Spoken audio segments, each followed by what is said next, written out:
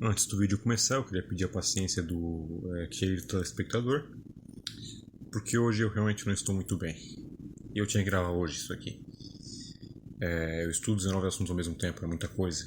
Aí, até ter outro tempo pra revisar tudo e falar tudo, aí seria difícil. Então tem que ser hoje, né?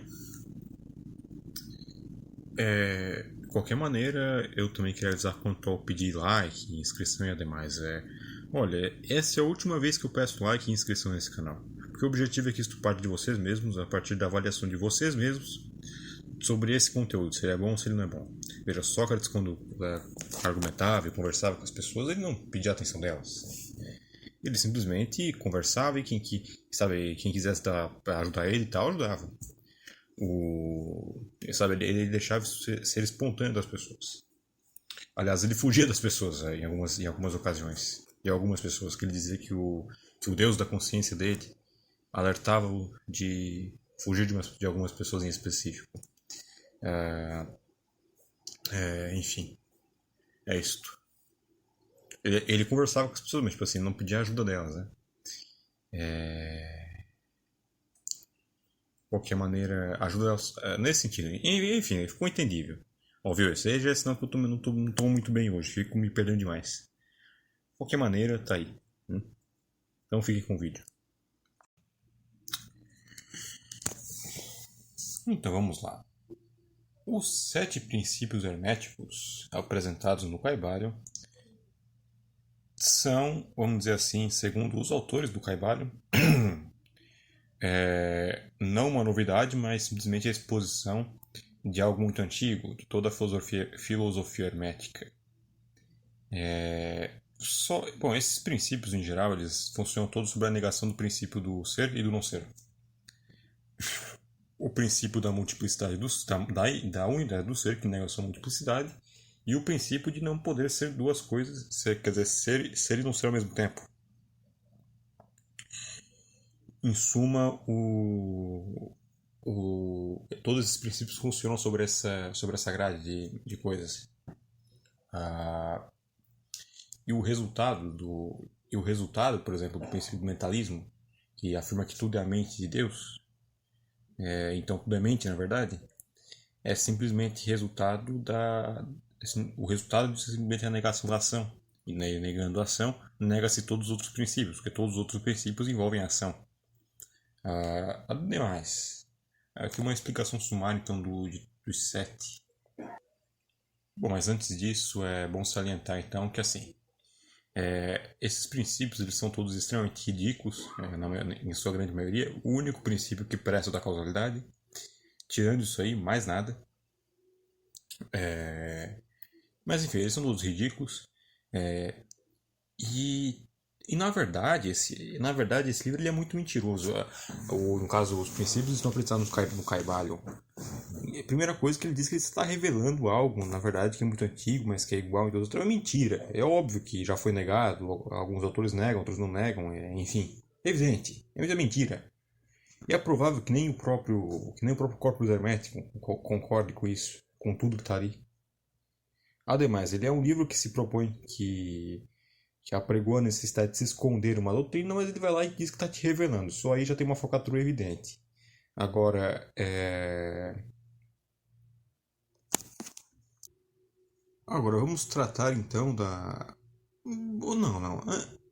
Vamos esperar mais uma coisa. Antes disso, eu vou apresentar o princípio da impossibilidade da multiplicidade do ser. Veja, o ser não pode ser múltiplo, pois se ele fosse múltiplo, as partes dele seriam seres. E sendo seres, elas não conseguiriam ser ele. Não haveria uma correspondência entre ser ele e não ser ele. Ou seja, se ele fosse se as partes dele mesmo fossem outra coisa que não ele, elas seriam outra coisa não ele. É mais ou menos isso. Todas as provas da multiplicidade do ser são, na verdade, esclarecimentos de confusões. Né? Não é não é, como é que eu posso dizer? Não é possível dar assim, uma prova perfeita, porque elas todas vão consistir, elas consistem na verdade, que o negócio do ser ele consiste numa percepção básica da realidade. E os argumentos contra, os argumentos que desfazem essas coisas são simplesmente demonstração de confusão na cabeça das pessoas. E o sujeito que nega que as asas do pato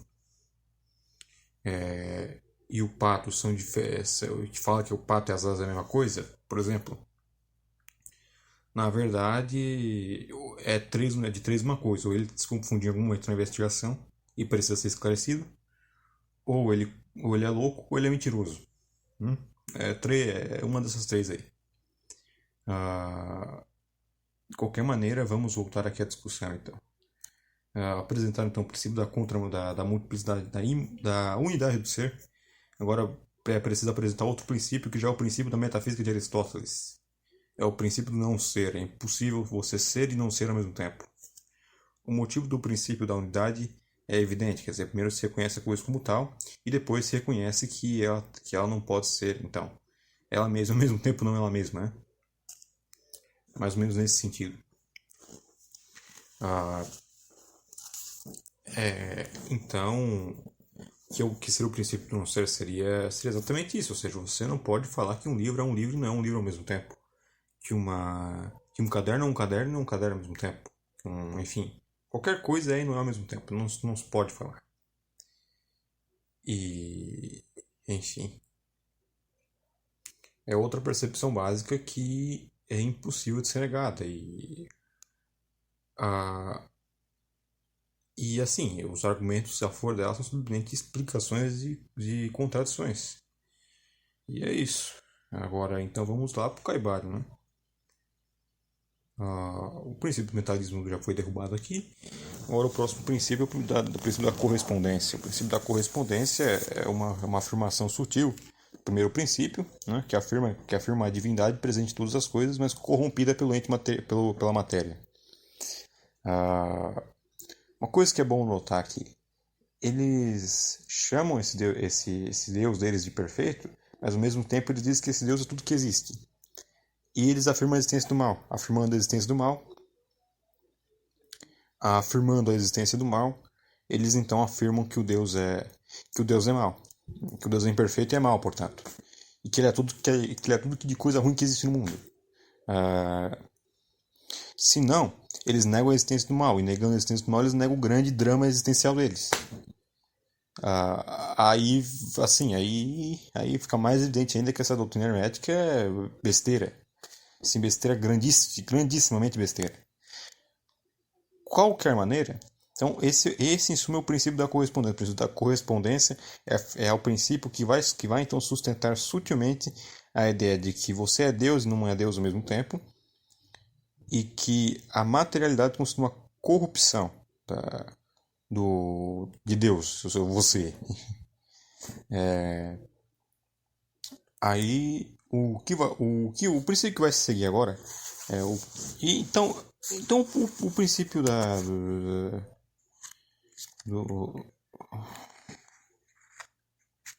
mas enfim, então o princípio da correspondência é isso aí, é mais uma perversão do princípio do não ser, dos princípios do ser. O princípio da vibração também é outra perversão. Por quê? Porque o princípio da vibração já foi refutado por Platão, que é o princípio de que tudo está não sendo, em suma. Quer dizer, se tudo está em movimento, então nada existe, porque é preciso que exista algo que não esteja em movimento para iniciar o movimento. Assim, o princípio da vibração é impossível. Então, é outra corrupção dos princípios do ser. O princípio da polaridade. Então, o princípio da polaridade é uma corrupção do princípio que Parmênides já negou. É o princípio de que o ser é ele mesmo e nada mais. Então, não é possível ser mais ou ser menos. Mas o princípio da polaridade fala que não. O princípio da polaridade fala que você é uma coisa e que existem polos. Então, você é mais você e menos você, literalmente.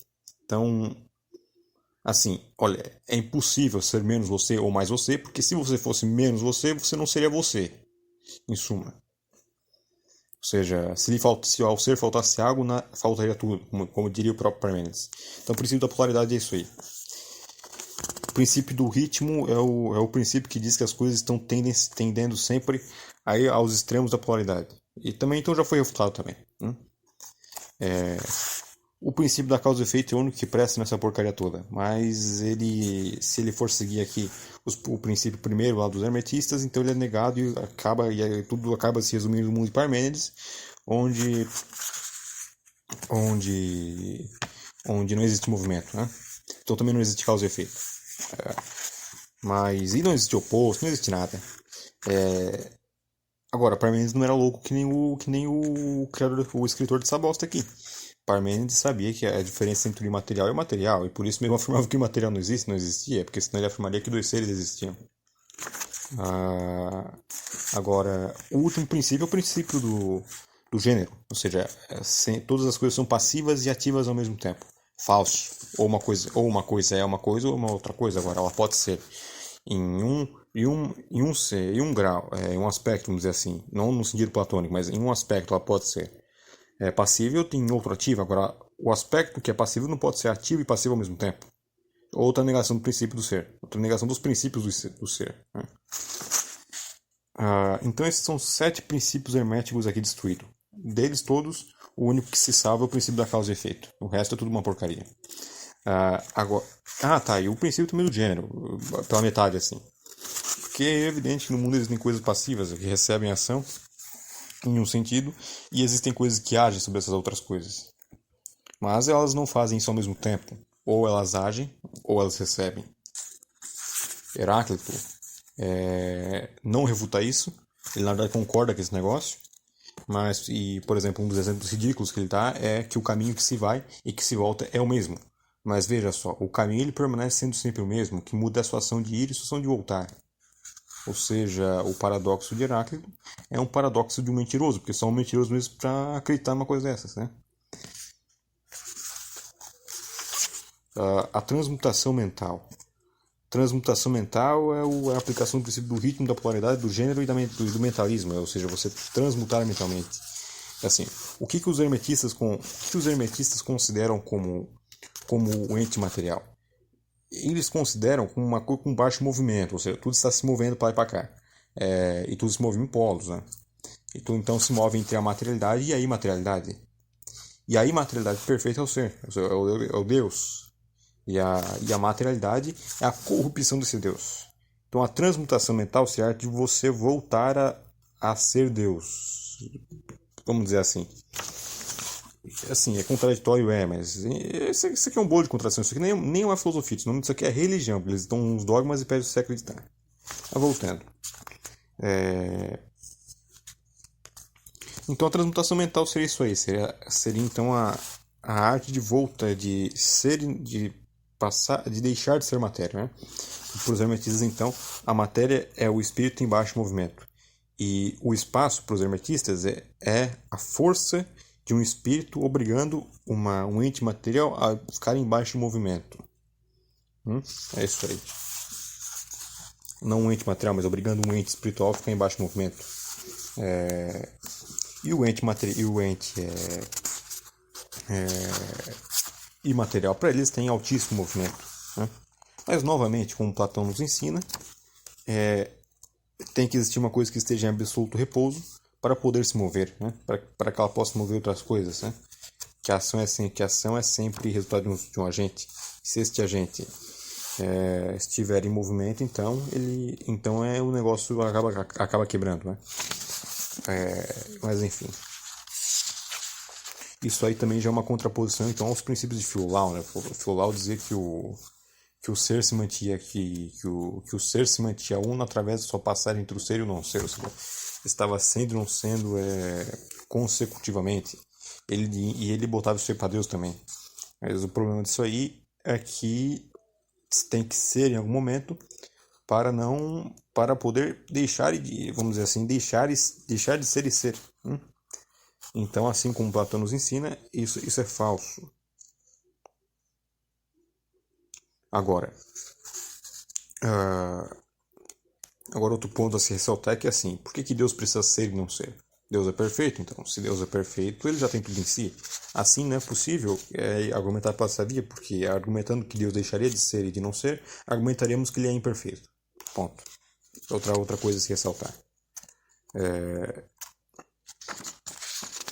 Vamos ver.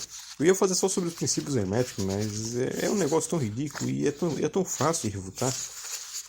Que nem Santo Agostinho dizia a respeito de um assunto, quer dizer, Santo Agostinho disse, é engraçado como Cícero tira sarro dessas coisas, né? Que a coisa que Santo Agostinho ele falava era realmente de fato ridícula. Né? Qual que é o assunto que ele estava falando? Ele estava falando dos históricos na questão de eles afirmarem que não existe nome por imposição entre nós aqui. E que todos os nomes, na verdade, foram feitos através da semelhança de algo, né? Isso é mentira. Tudo bem você argumentar isso na mente de Deus, quer dizer, a mente de Deus, por ser perfeita, ela dá nome a todas as coisas desde toda a eternidade. Isso aí tá bom, isso é aceitável. Agora, o ser humano não, o ser humano dá nomes por imposição. E eles argumentavam uma argumentação erística para justificar essa tese aí de que o ser humano sempre dava nomes não por imposição, ou melhor dizendo, que a origem dos nomes que o ser humano deu não era por imposição, e sim por simbolismo. Isso é ridículo. E como São Agostinho dizia, Cícero só consegue Cícero consegue zoar deles só do jeito que ele mesmo consegue zoar, que é muito engraçado. Eu espero poder ler esse trecho algum dia, né? São Agostinho tem um ótimo senso de humor. Bom, o próximo capítulo do Caibalion será o todo, que também novamente já foi destruído aqui. Quer dizer, eles dizem que o todo é incompreensível, que em suma que o todo é Deus e que ele é incompreensível, mas eles vivem dando aspectos e qualidades ao todo e se chamam deles ainda por cima, né? Então eu nunca vi um ser tão incompreensível ao mesmo tempo ser cheio de aspectos dados por os próprios, enfim, nunca vi.